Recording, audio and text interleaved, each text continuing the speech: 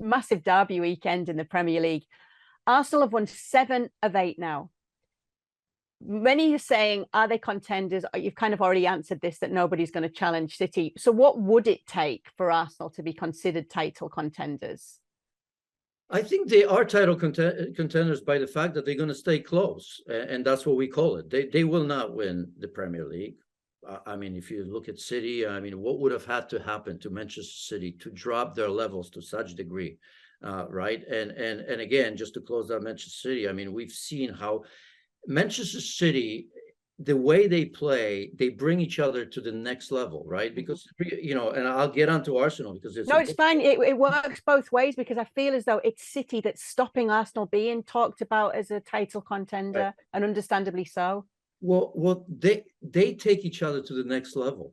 Because if you are within that, I mean, just wait till Riyad Mahrez starts playing, and he will start playing. We've seen it last season, right? I mean, he's looking at this and saying, I'm not going to get a shift in here.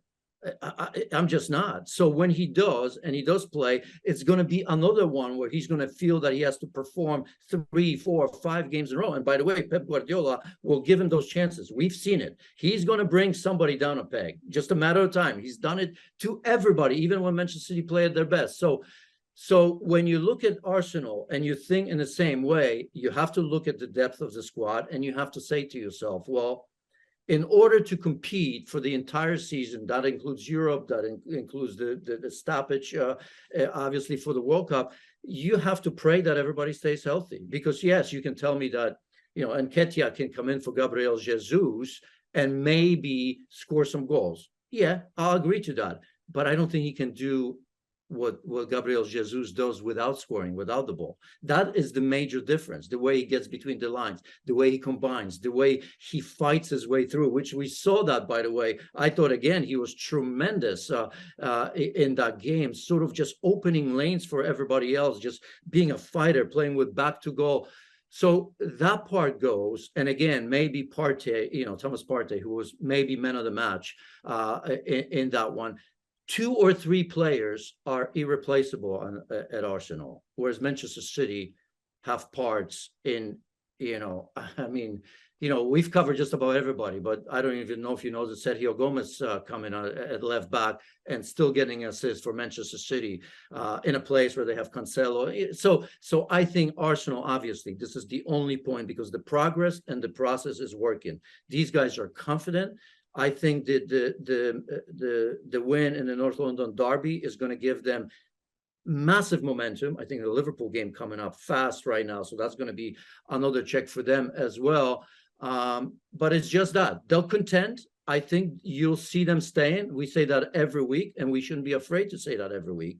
But ultimately, just not deep enough in talent to deal with Manchester City. Nobody is. I know we're saying it, and they're top, aren't they? So, but obviously everybody's seen what they've seen from City. So let me ask it this way then. If they're not going to win the title, who's genuinely going to beat them to second from what we've seen right now? Who's better than Arsenal right now other than City?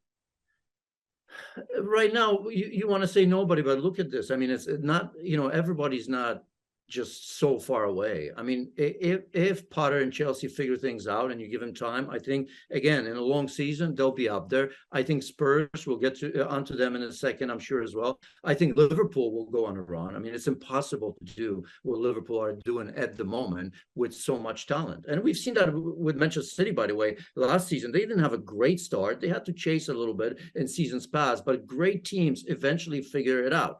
Now, for others, is it going to be enough to be in contention? Probably not, because against Manchester City, you can't drop that many points and then hope that you're going to get on a run, and that's going to get you somewhere near it. But Arsenal are favorites second, but I wouldn't say that, you know, there's Manchester City, then there's Arsenal, and then there's nobody else, because that's not the case. Arsenal are still going to have a fight on their hands to be second. I think Arsenal are still fighting to be a top 4. They want to make sure, and Mikel Arteta wants to make sure, that Arsenal are continuously in the top 4 while building to mount a challenge for the title. All right, so let's talk about Spurs then, shall we? Does Conte need to be more adaptable, or was the loss down to the errors that we saw from them? I think he absolutely does. Now, we know Antonio Conte, and you'll probably say otherwise, or maybe he'll say the right things and continue to play the way he's always played. But it's not even a question of plan B, because I was thinking of plan B. Antonio Conte is not all of a sudden going to change the way he plays.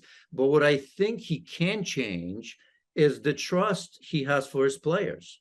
Because I think as long as Spurs were winning or not losing, right, if they continue to do what they do, I think they're going to be fine. The fans and the players themselves will buy into it, right? Top four and a chance for maybe cups or whatever it may be. But the moment you lose, and I'm not just saying one game, although this is a significant one against their biggest rival, but if they lose 2 or 3 somewhere in there, he's going to lose those players, because the trust I'm talking about, Kay, is he has so much attacking power. These players are going to say, well, allow us to play to our strengths. I mean, you have Richarlison. We've seen already, and especially if you watch the international break, a couple goals, 2 or 3 goals there, tremendous. He's been very, very good for Spurs now. You have Heung-min Son, who, by the way, was excellent against Leicester City and kind of back to his old ways in this one, right? But you still have Kulusevski, who was injured, didn't play in that game. You do have players that are raring to go.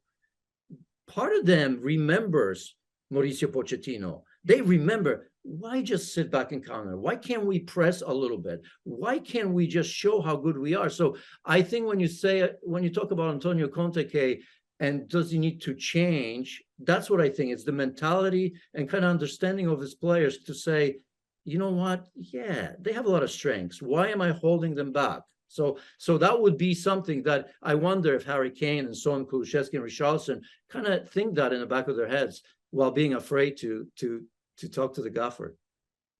Who's got the better squad, Arsenal or Spurs?